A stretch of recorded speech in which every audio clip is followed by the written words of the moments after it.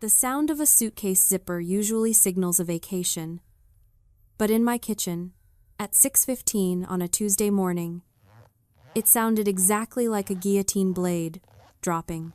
I stood in the center of our living room, a space with floor-to-ceiling glass walls that my husband, David, loved because they projected transparency. He called it our modern masterpiece. I called it the aquarium. Nowhere to hide. David wasn't looking at me. He was folding his silk ties with the frantic, lethal precision of a surgeon closing a wound he didn't care about. He didn't offer an apology. He didn't even offer an excuse. He just offered a status report. He said, "I'm leaving, Susan. Jessica and I are taking the early flight. The joint accounts have been liquidated. Don't bother checking the balances. You won't like the math." He looked at me then, not with guilt, but with the cold indifference of a CEO firing a redundant employee.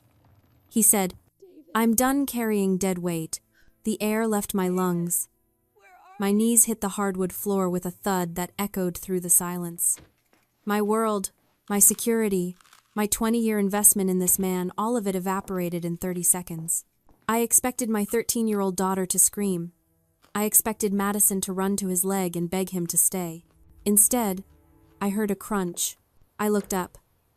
Madison was sitting at the kitchen island, wearing her oversized pajamas. She took a bite of her burnt toast, chewed slowly, and watched her father walk out the door. She didn't cry. She didn't blink. She just wiped a crumb from her lip and smirked. Before we see exactly how a 13-year-old destroyed a corporate shark without leaving her kitchen table, drop a comment telling me where you're listening from right now. I want to see which part of the world appreciates real justice the most. The front door clicked shut, and the silence that followed felt heavy enough to crack the floorboards. The only thing David left behind was the smell of his cologne, an expensive mix of cedar and arrogance that used to make me feel safe, but now just made me want to vomit. I didn't run after him. My legs refused to cooperate. I sat there on the floor, surrounded by the invisible wreckage of my life, and I did the only thing I could think of. I reached for my phone. My hands were shaking so hard I dropped it twice before I could unlock the screen. I tapped the banking icon. The little loading wheel spun for an eternity, mocking me. When the numbers finally appeared, the oxygen vanished from the room. $297.50. That was the sum total of 20 years of marriage. $297. I frantically swiped to the savings account. 0. The investment portfolio followed suit. 0. Then, with a rising scream stuck in my throat, I clicked on the account named Madison's Future. We had been feeding that account for 13 years. Every birthday check, every bonus, every tax refund. It should have held $90,000. It held nothing. The screen blurred.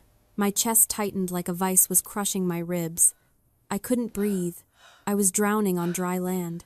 I was 42 years old, unemployed, and destitute, with a child to feed and a mortgage on a glass house I couldn't afford. The voice didn't sound scared. It didn't sound like a child who had just lost her father. It sounded like a technician diagnosing a faulty circuit. I looked up. Madison was standing over me. She didn't offer a hug or a tissue. She reached down and placed her hand firmly on my trembling wrist, grounding me. "Stop shaking," she said. I handled it. Handled it? I choked out the words. "Maddie, he took everything. We have nothing. We have information," she said. "And in the 21st century, that's worth more than cash." She walked back to the kitchen island and spun her laptop around so I could see the screen. I expected to see a video game, or maybe a chat room where she was venting to friends. Instead, I saw a dashboard that looked like something out of a spy movie. It was a black screen filled with scrolling text, map coordinates, and real-time activity logs. "What is this?" I whispered. "This is Dad," she said simply. "Or at least, this is his digital footprint."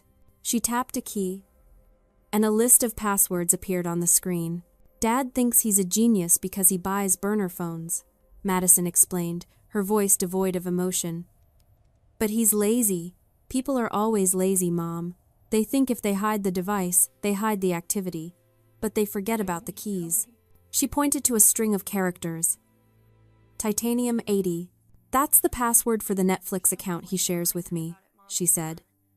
It's also the password for his secret email, his offshore banking app, and the encrypted chat he uses with Jessica. It's called a password reuse cascade. Once I had one key, I just walked through every door he thought he locked. She looked at me, her eyes dark and serious. I didn't hack him, Mom. I didn't have to. He left the front door open, and I've been sitting inside his house for 6 weeks, watching him pack. I stared at my daughter. The little girl who liked strawberry jam on her toast was gone. In her place sat a cold, calculating operator who had watched her father destroy our family and had simply taken notes. 6 weeks? I asked. You knew he was leaving for 6 weeks? I knew he was planning to, she corrected. But plans change, especially when someone intervenes. She turned the laptop back toward herself and started typing. The rhythmic clicking of the keys was the only sound in the room. Wipe your face, Mom, she said without looking up. We have work to do. I pulled myself up from the floor, my movements stiff and robotic. I walked to the sink and splashed cold water on my face, staring at the woman in the reflection. She looked terrified. She looked like a victim. For 20 years, that's exactly what I had been trained to be. Not a victim of violence, but of competence. David had been the architect of our lives, the one who understood the finances, the investments, the long-term strategies. I was the artist, the creative spirit, the one who was bad with numbers. You stick to the paintings, Susan, he used to say, patting my hand condescendingly across this very island. Leave the boring stuff to me. You get overwhelmed so easily. And I believed him. I gave up my gallery contracts because he said the stress wasn't good for me. I let him manage every dime because I convinced myself I couldn't understand a spreadsheet. I had made myself small so he could feel big. But now, looking at Madison, I realized the cost of my smallness. She wasn't looking at me. Her face was illuminated by the blue glow of the screen, her eyes darting back and forth across lines of data I couldn't comprehend. She looked exhausted. There were deep purple shadows under her eyes that I had dismissed as teenage sleep deprivation. Maddie, I said softly, why didn't you tell me? Her typing stopped for a fraction of a second, though she didn't turn around. Because you would have cried, she said. You would have confronted him. You would have asked him why, and then he would have known we were watching. He would have changed his passwords. He would have hidden the money better. She swiveled in her chair to face me then, and the look in her eyes broke my heart into 1,000 pieces. It wasn't the look of a child. It was the look of a weary soldier protecting a civilian. You can't catch a predator if you make noise. Mom, she said, you have to be quiet. You have to let them think they're winning, right up until the moment you close the trap. A sickening realization washed over me. This is what psychologists call the parentified child. While I had been living in the blissful ignorance of my art studio, painting flowers and trusting my husband, my 13-year-old daughter had been absorbing the anxiety I should have been carrying. She had traded her childhood for vigilance. She had traded her innocence for strategy. She hadn't just learned to code. She had learned that the only person she could rely on was herself. I'm so sorry, I whispered, tears finally spilling over. I should have protected you. You shouldn't have to deal with this. You're a child. Madison shrugged, a small, stiff movement that looked painful. I'm not a child anymore, Mom. Dad made sure of that when he started stealing from my college fund to buy jewelry for his mistress. Her attention snapped back to the screen, fingers flying across the keys again. Besides, she said, her voice dropping to a low, flat tone that chilled my blood. Being a child is a disadvantage. Nobody suspects the kid. Dad thinks I'm sitting here crying over my cereal. He thinks I'm collateral damage. She hit the enter key with a sharp snap. He forgot that I'm the one who set up his iPad. He forgot that I'm the one who taught him how to use the cloud. He thinks I'm irrelevant. A glance thrown over her shoulder caught me, and for a moment, I saw a flash of the little girl she used to be, but it was hardened, encased in armor. He's going to learn that I'm the most dangerous person in his life. she said. Now, come here. I need to show you where the money really went. I walked over to her side. Not as her mother, but as her student. The dynamic had shifted. The hierarchy of our home had collapsed the moment David walked out the door. I wasn't the parent anymore. I was the assistant, and my daughter was the architect of our survival. 24 hours. That's how long the silence lasted. We spent it in a strange, suspended state of animation. Madison barely slept, napping in 20-minute bursts with her head on the kitchen table, waking up to check her scripts and logs. I paced. I brewed coffee I didn't drink. I watched the phone like it was a bomb waiting to detonate. At 10:42 in the morning, it finally rang. The screen lit up with his name, David. My heart hammered against my ribs. I looked at Madison. She was already awake, her hands hovering over her keyboard. She nodded once. Answer it. I swiped the green button and put it on speaker. David? My voice trembled, despite my best efforts to keep it steady. Susan. His voice was loud, clear, and dripping with manic energy. I could hear the background hum of a busy space announcements, clinking glasses, low chatter. I'm calling from the lounge. We board in 45 minutes, so I'll make this quick. He sounded triumphant. He sounded free. Why are you calling, David? You already said everything yesterday. I forgot one detail, he said, and I could hear the smirk in his voice. A little parting gift to help you understand the reality of your situation. What did you do? You know the house? He asked casually. The glass masterpiece you love so much? It's not just a house anymore, Susan. It's collateral. I gripped the edge of the counter. What are you talking about? I took out a loan against the equity yesterday morning, he said. A private bridge loan. $250,000. It funded our tickets, our initial setup costs, and a very nice retainer for my new legal team. You can't do that, I said, my voice rising. My name is on the deed. You need my signature. Oh, I had your signature, he laughed. Or at least, a very convincing digital facsimile of it. You really should be more careful about where you leave your iPad unlocked. The room spun. Fraud. He was confessing to felony fraud on a recorded line, except he didn't know it was recorded. Or maybe he didn't care. David, that's illegal. That's prison time.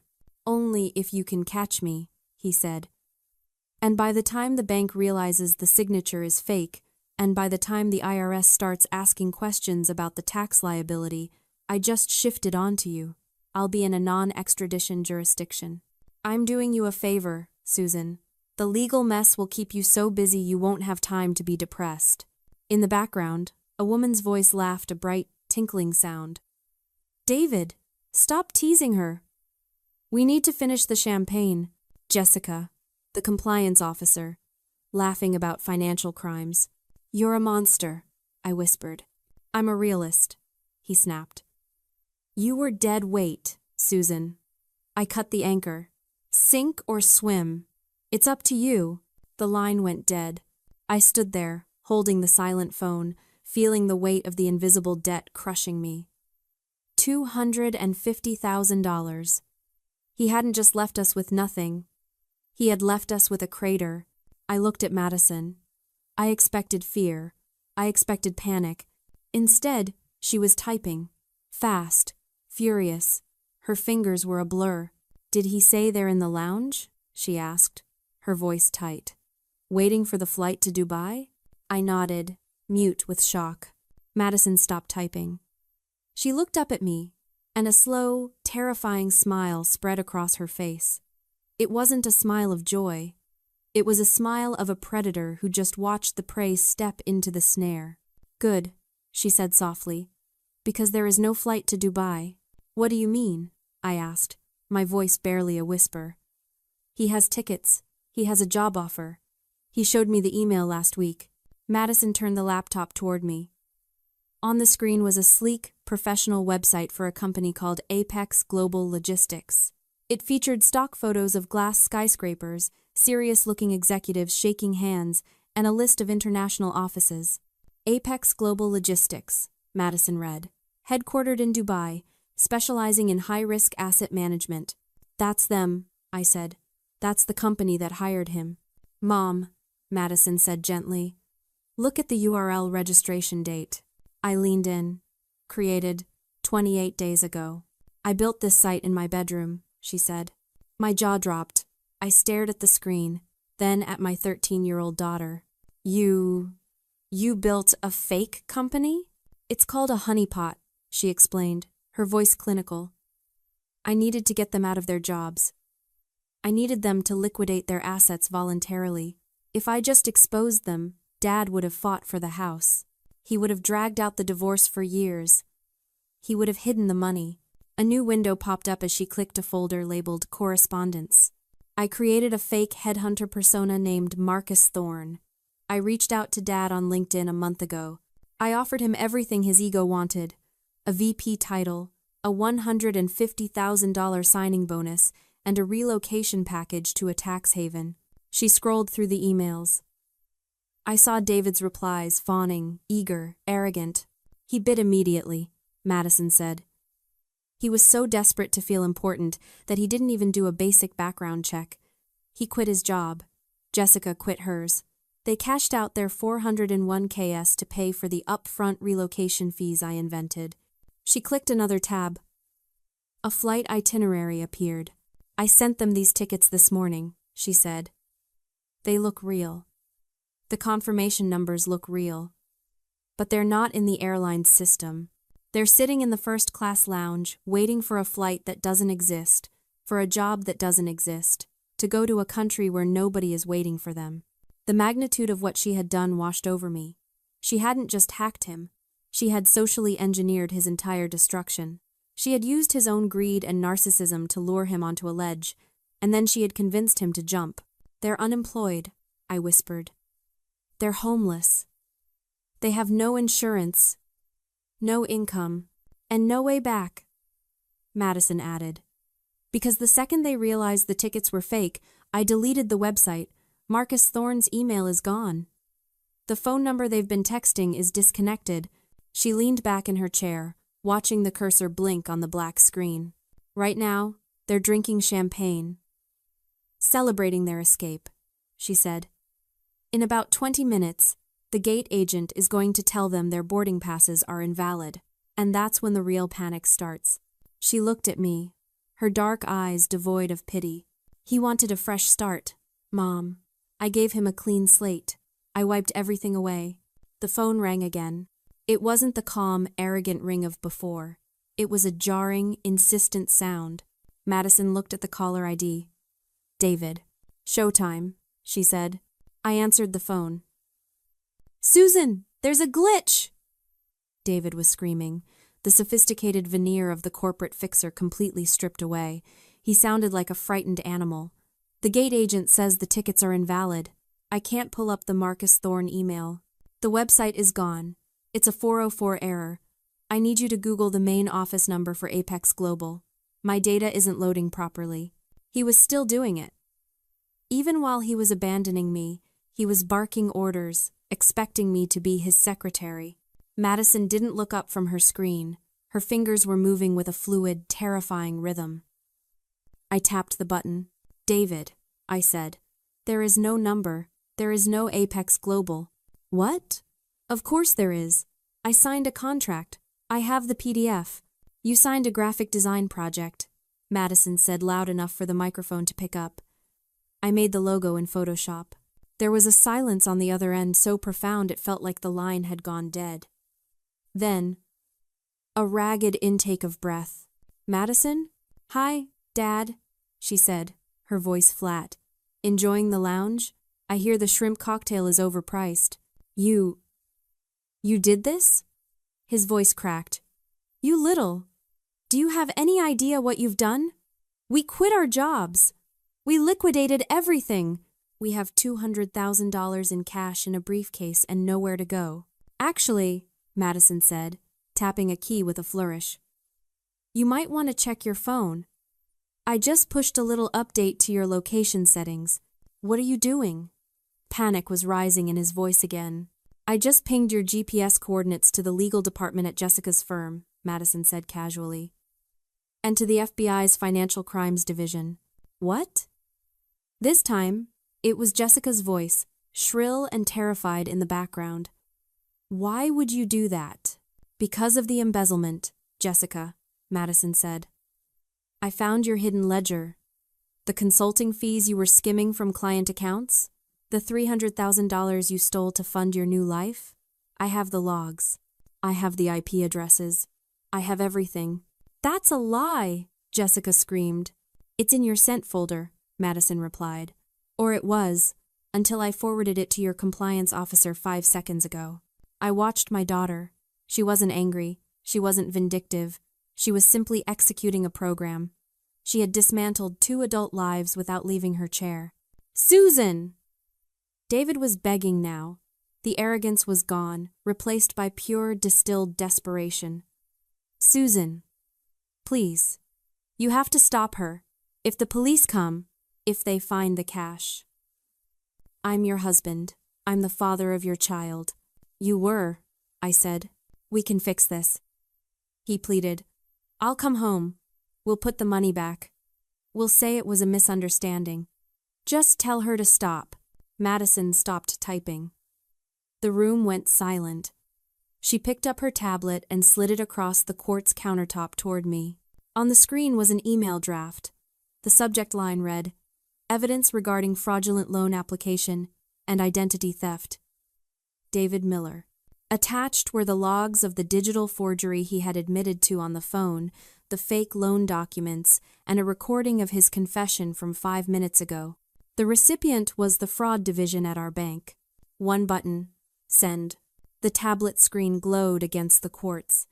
My eyes drifted to the empty space on the wall where our family portrait used to hang, then to the $297 in my account.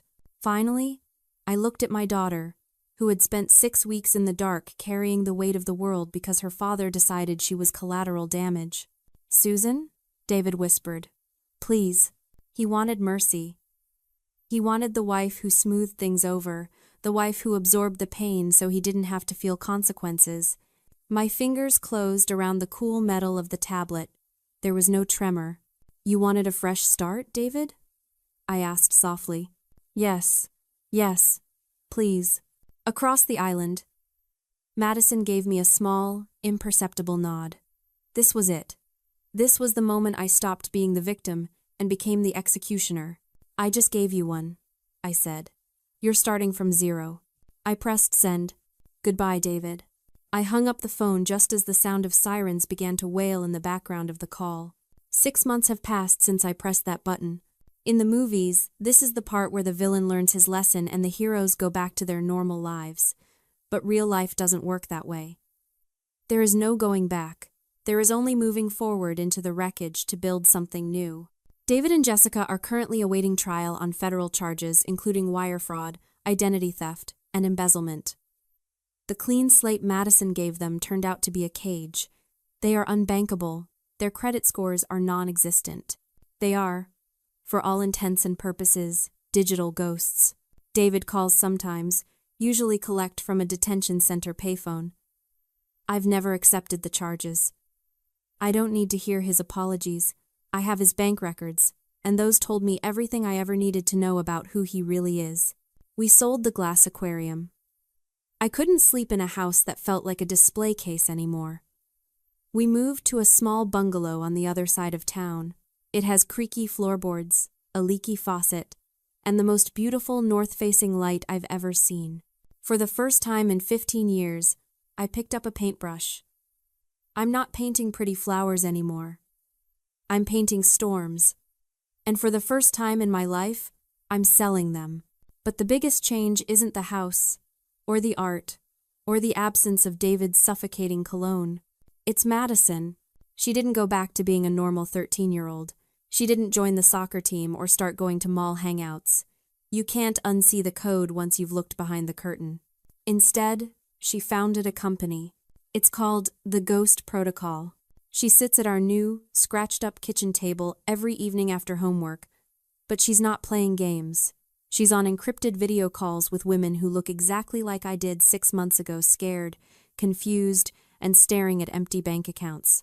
She helps them trace hidden assets. She teaches them how to lock down their credit, how to spot digital forgery, and how to secure their futures before their husbands can steal them. She charges $125 an hour. She's fully booked for the next 3 months. Last night, I watched her working.